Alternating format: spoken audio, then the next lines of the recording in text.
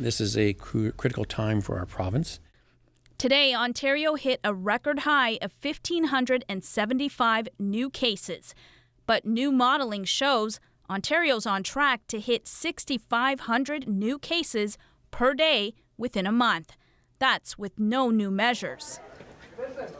Even if new measures were brought in now, within 2 weeks, the demand for intensive care beds will force surgery cancellations like we saw in the first wave.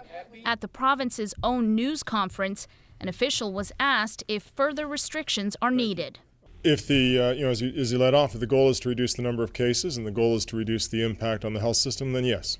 The calls for the province to take swift action are getting louder. The NDP wants a 2-week circuit breaker shutdown in hotspots. To break the chains of transmission and drop the case counts in Ontario. The Ontario Medical Association, which represents thousands of doctors, today asked the government to lower the bar for locking down. But Ford was steadfast. The approach of just saying shut everything down is not the approach we're taking. We're taking a balanced approach. How can you measure the depression, the mental health of businesses and the owners when all of a sudden they go belly up? They put everything they have in their lives into their small business.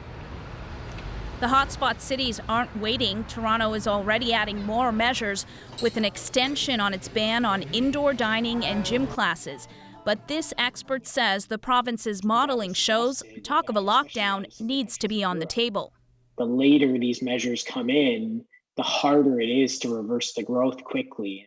Even with new restrictions, if they're implemented today, you'd still see growth for a little while in the cases and the mortality as it takes that time to filter through the system. Magda Gebrselassie, CBC News, Toronto.